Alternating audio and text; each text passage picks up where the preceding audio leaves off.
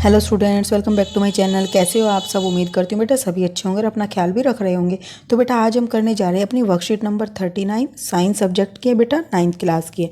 Okay, 2 तारीख की है जिसमें हम पढ़ रहे हैं बेटा force and laws of motion. उसमें आज हम पढ़ेंगे फर्स्ट लॉ ऑफ मोशन क्या होता है। ठीक है, तो चलिए स्टार्ट करते हैं बेटा। यहाँ पर ज्ञान पूछ रहा है जिज्ञासा दीदी से कि why do we feel jerk in the forward direction. दीदी हम मतलब कि जब हम गाड़ी में चलते हैं, when brakes are applied suddenly on moving bus, अचानक से बस में ब्रेक लगाए जाते हैं तो हम एकदम से आगे की तरफ गिरते हैं। ठीक है, आगे की तरफ हमें झटका लगता है, तो ऐसा क्यों होता है वो पूछ रहा है। तो चलिए बेटा स्टार्ट करते हैं, देखते हैं क्या बताती है जिज्ञासा। कि ज्ञान we get its answer by Newton's first law of motion. तो वो बताती है कि हम इसका जो आंसर है कहाँ से प्राप्त कर सकते हैं, Newton's first law of motion. वो क्या है बेटा? According to this law an object remains in a state of rest और of motion in straight line unless acted upon by an unbalanced force. हमने अनबैलेंस्ड फोर्स के बारे में बेटा कल पढ़ा था। तो ये क्या है फर्स्ट लॉ मोशन? कि एक ऑब्जेक्ट हमेशा रेस्ट में या फिर अगर वो चल रहा है यूनिफॉर्म मोशन में तो उसी में ही रहना चाहता है जब तक कि उस पर कोई बाहर से फोर्स नहीं लगेगा। ठीक है, और जब अगर कोई बाहर से फोर्स लगता है तो उसकी बेटा हम पढ़ ही चुके हैं फोर्स से क्या होता है, उसकी मोशन भी चेंज हो सकती है, उसकी डायरेक्शन भी चेंज हो सकती है, उसकी शेप भी चेंज हो सकती है, तो कुछ भी चेंज हो सकता है, मतलब चेंज आ सकता है उसमें। तो जब तक अगर उस पर बाहर से कोई अनबैलेंस्ड फोर्स नहीं लगेगा तब तक वो अपनी उसी पोजिशन में उसी स्टेट में रहना चाहेगी जिसमें वो है। अगर वो मूव कर रही है तो मूव ही करते रहना चाहेगी, और अगर वो रुकी हुई है तो वो रुकी ही रहना चाहेगी। ठीक है, this is also known as the law of inertia. और बेटा इसको लॉ ऑफ इनर्शिया भी बोला जाता है। क्यों? इनर्शिया का मतलब होता है जड़त्व का नियम। ठीक है, मतलब कोई चीज़ अपनी ही जगह पर रहना चाहती है। तो जड़त्व मतलब जड़ क्या होती है बेटा? पेड़ों की जड़ होती है और जड़ों के कारण वो पेड़ अपनी जगह पर ही रहते हैं। ठीक है, the natural tendency of an object to resist a change in this their state of uniform motion or of rest is called inertia। जो नेचुरल टेंडेंसी होती है बेटा किसी ऑब्जेक्ट की, तो वो क्या करती है, वो उसको रेजिस्ट करती है। तो ये जो इनर्शिया है वो एक नेचुरल टेंडेंसी है ऑब्जेक्ट की जो क्या कर रही है, रेजिस्ट करती है किसको, किसी भी तरीके के चेंज को उसकी स्टेट में, चाहे वो यूनिफॉर्म मोशन हो या फिर रेस्ट हो, उसमें किसी भी तरीके का चेंज वो आने से रोकती है या विरोध करती है उसका। कुल मिलाकर ये समझ लो। ठीक है, जितना उससे हो सकता है उतना करती है। अब यहाँ पर बेटा आप देखो डायग्राम में ये दिखाया भी है, ये क्या है, स्केटिंग कर रहा है, ये इस पर चल रहा है। जो आगे पत्थर रखा हुआ है तो पत्थर से इसका ये क्या होता है, ये टकराता है तो ये तो रुक जाता है बेटा। और ये क्या होता है, ये तो इसकी बॉडी तो ऊपर की जो है ये तो मूव करना ही चाहेगी क्योंकि ये चल रही थी, क्योंकि ये मोशन में है तो ये चाहेगी। तो इसकी वजह से देखो फोर्सफुली जो नीचे वाला ऑब्जेक्ट था बेटा, फोर्सफुली वो तो पत्थर के द्वारा रोक दिया गया, लेकिन जो ऊपर की बॉडी है उस पर तो किसी ने फोर्स नहीं लगाया, ये तो रुक जाएगा लेकिन ये आगे की तरफ मुड़ेगा, तो ये देखो पत्थर से आगे की तरफ कूद जाता है। इसी तरीके से दूसरा डायग्राम दिखाया बेटा, ये बाइक आ रही है, अब आगे दीवार है तो दीवार से बाइक टकराती है तो बाइक पे तो फोर्स लग गया दीवार का, वो रुक गई, लेकिन जो इसका ऊपरी हिस्सा है शरीर का वो तो आगे की तरफ मूव करेगा, उस पर तो किसी का फोर्स नहीं लग रहा, तो ये क्या होता है, दीवार से आगे कूद जाता है। मतलब बाइक कहती है मैं तो जा नहीं रही, लेकिन इसकी बॉडी कहती है कि मुझे तो जाना है, तो नुके जा तू चली जा, वो चला गया। ठीक है, इसी तरीके से बेटा यहाँ पर आपको एग्जाम्पल दिया है, in a moving bus everything is in motion. तो बेटा देखो मूविंग बस के अंदर क्या होता है, जितने भी पैसेंजर बैठे वो भी मोशन में होते हैं, but when driver applies brake, जब ड्राइवर क्या करता है, ब्रेक अप्लाई करता है तो अचानक से सडनली दी बस गेट स्टॉप, बस रुक जाती है, but upper part of her body is still in the motion for a while. लेकिन जो हमारे शरीर का अपर पार्ट होता है वो अभी भी मोशन में रहता है कुछ क्षण भर के लिए। So we tend to fall forward and thus feel jerk in the forward direction.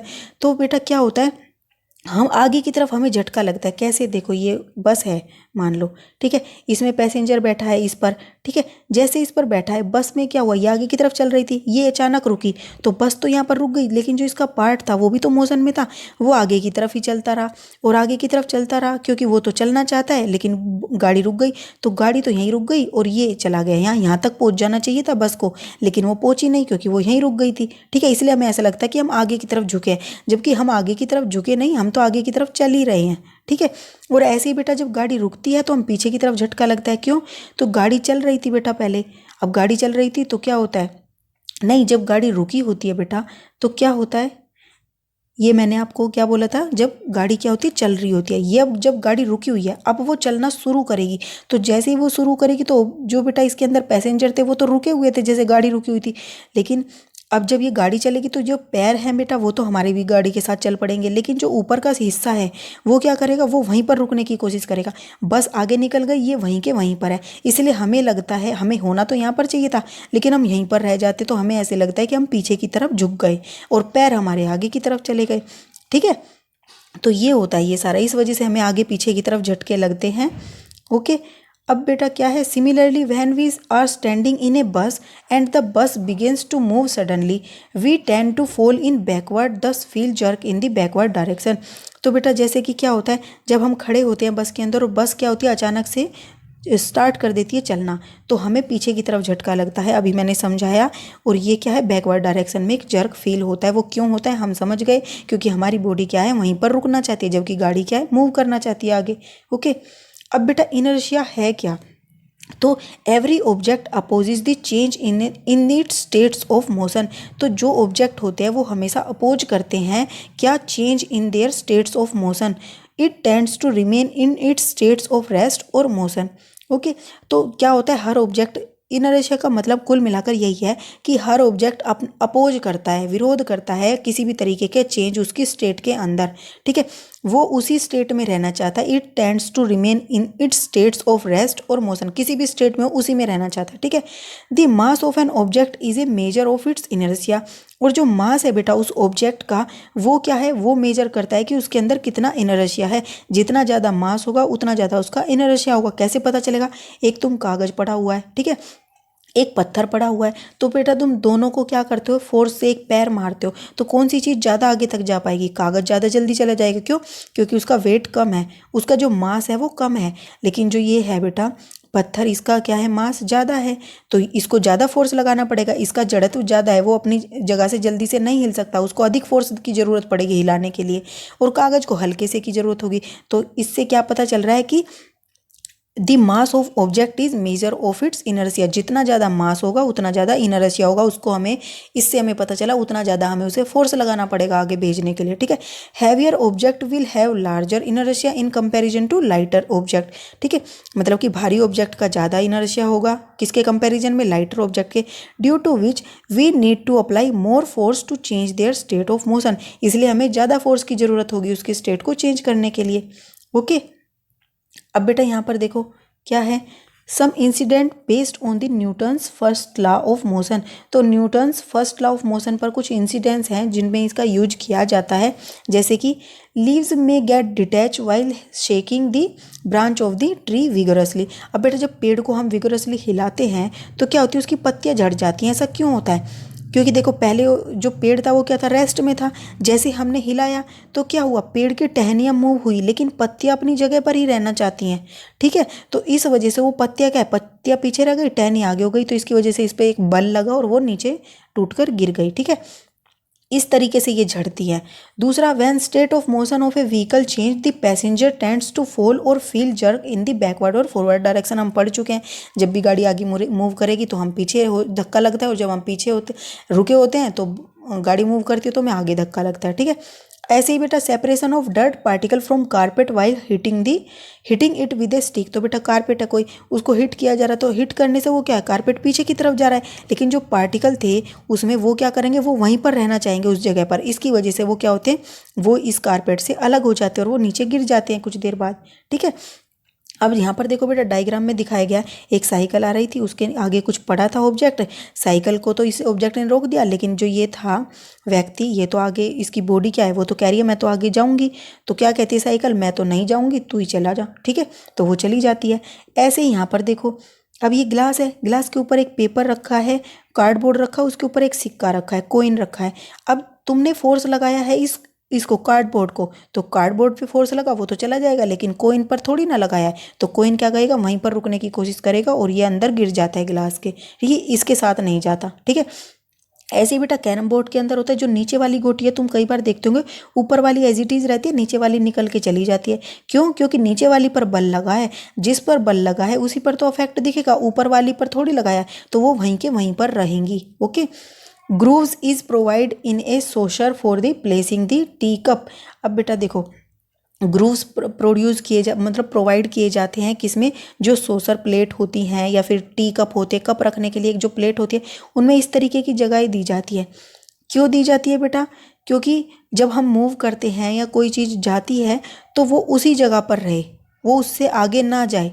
ठीक है, जैसे हम मूव करते हैं तो क्या होता है, इसमें थोड़ा पीछे की तरफ झटका लगेगा तो ये गिर सकता है, और जैसे हम रुकेंगे चलते चलते तो फिर से ये क्या होगा, आगे की तरफ झुकेगा, क्योंकि ये तो चलना चाहेगा और हम रुक गए, तो इससे क्या होता है, सामान गिरने का वो होता है, ठीक है, डर। तो इस वजह से क्या होता है, ये इसमें ग्रूव्स दिए जाते हैं। फिर hitting hammer from the back of its handle by carpenter. अब बेटा देखो, हैमर क्या कर रहा है, मतलब कि क्या कर रहा है, कारपेंटर हैमर को नीचे की तरफ ऐसे पुश कर रहा है। क्यों? इससे क्या होगा बेटा, देखो ये जो ऑब्जेक्ट है ये तो यहीं पर रहने की कोशिश करेगा, लेकिन इस पर फोर्स लग रहा है डंडे पर, तो ये ऊपर की तरफ जाएगा। जैसे ही वो हिट करेगा नीचे की तरफ तो यहाँ से फोर्स लगा तो ये ऊपर की तरफ गया डंडा, लेकिन जो ये है ये बेटा क्या करेगा, ये यहीं पर रहने की कोशिश करेगा, तो डंडा ऊपर चला जाएगा और ये यहीं पर रह जाएगा। तो इससे क्या हो जाएगा, जो ये हैमर था ढीला हो रखा था ये टाइट हो जाएगा इस तरीके से। ठीक है, तो ये फॉर्मूला यूज किया जाता है इसमें। अब बेटा क्या है नेक्स्ट, डिफाइन इनर्शिया। तो इनर्शिया बेटा हमने अभी 2 जगह पढ़ा है, तो आप यहाँ से भी कर सकते हो, जो क्या नाम है, ये पॉइंट भी लिख सकते हो सारा, और नहीं तो आप ये लिखना। ठीक है, क्या लिखोगे कि the natural tendency of an object to resist a change in their state of uniform motion or of rest is called inertia। यहाँ से लेकर यहाँ तक आप इसको लिख दोगे। ठीक है, फर्स्ट का आंसर। फिर बेटा सेकंड क्या है, सेकंड क्वेश्चन है कि right first law of motion with example. तो बेटा फर्स्ट लॉ ऑफ मोशन क्या हमने पढ़ा था, यहाँ लिखोगे according to first law, this की बजाय लिख देना first law of motion, an object remain in state of rest और मोशन ऑफ यूनिफॉर्म, ये सारा लिख दोगे यहाँ तक। ठीक है, और इसको ये भी लिख दोगे, this is also known as the law of inertia, यहाँ तक लिख दिया। उसके बाद इसका एग्जाम्पल लिखना है, तो आप क्या लिखोगे कि वैन, बट हटा देना, when driver apply brake suddenly the bus get stop but upper part of our body is still in the motion for a while so we tends to fall forward thus we feel a jerk in the forward direction, यहाँ तक लिख दोगे आप, ये पूरा example हो जाएगा इसका। ओके, सेकेंड क्वेश्चन में ये आपने ला लिखा है और ये क्या लिखा है आपने, इसका एग्जाम्पल लिखा है। ओके, अब बेटा आपका थर्ड क्वेश्चन क्या है कि in which direction the passenger will feel the jerk if the bus starts moving suddenly, explain. तो बेटा कैसे होता है, तो देखो, if a bus starts moving suddenly then the passenger will feel the jerk in the forward direction. हमने अभी कहा अगर कोई गाड़ी क्या करती है, अचानक से मूव करती है तो वो क्या होती है, स्टार्ट्स मूविंग सडनली। अच्छा बेटा यहाँ पर फॉरवर्ड नहीं बैकवर्ड आएगा, ये सही कर लेना, यहाँ पर क्या आएगा, बैकवर्ड। ओके, वो मैंने सोचा मूव कर रही है तो हम पीछे की तरफ जाएंगे। ठीक है, क्योंकि हम क्या चाहते हैं कि हम पीछे की तरफ रहना चाहें अपनी इनिशियल पोजीशन में। ठीक है, तो initially bus was at rest and passenger is in the bus were also in the rest but when bus starts moving in the upper moving, देखो यहाँ पर करना मूविंग है, स्टार्ट्स मूविंग, देन लिख देना, then the upper part of the body is still in the rest for a while, कुछ क्षण भर के लिए, because as we know according to the law of inertia every object resist to any change in their state of motion और rest. Similarly, the upper part of the passenger's body also resist to this change of motion for a while। कुल मिलाकर ये क्या बोला गया बेटा कि जैसे हमें क्या बोलता है, फर्स्ट लॉ ऑफ मोशन बताता है कि कोई भी बॉडी अपनी मतलब कि स्टेट को रेजिस्ट करती है चेंज होने से, तो जैसे ही गाड़ी आगे की तरफ मुड़ी तो हमारी बॉडी जो अपर पार्ट है वो पीछे की तरफ ही रुक जाएगा और हमें पीछे की तरफ झटका फील होगा। क्यों? क्योंकि हम क्या रेस्ट में थे और रेस्ट में ही रहना चाहेंगे, ये बताया है मैंने कुल इसमें। ठीक है, अब नेक्स्ट क्या है बेटा कि which will have more inertia, तो इनमें से कौन सबसे ज़्यादा इनर्शिया जिनका है, तो बेटा जिसका ज़्यादा मास होगा उसका ज़्यादा इनर्शिया है।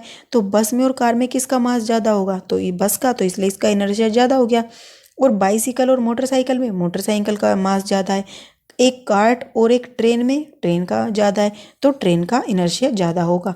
ओके, आप ये बता दोगे कि a train has more inertia than a cart, a motorcycle has more inertia than a bicycle, a bus has a more inertia than a car. Okay, इस तरीके से आप लिख दोगे। तो ये थी बेटा आपकी आज की वर्कशीट, उम्मीद करती हूँ आपको अच्छे से समझ आ गई होगी। कोई डाउट हो तो फिर भी कमेंट बॉक्स में पूछ लेना, नो प्रॉब्लम। इस वीडियो में इतने, अपना नेक्स्ट टॉपिक हम अपनी नेक्स्ट वीडियो में करेंगे। तब तक के लिए ऐसे हंसते रहिए, मुस्कुराते रहिए, पढ़ते रहिए और आगे बढ़ते रहिए। Thank you.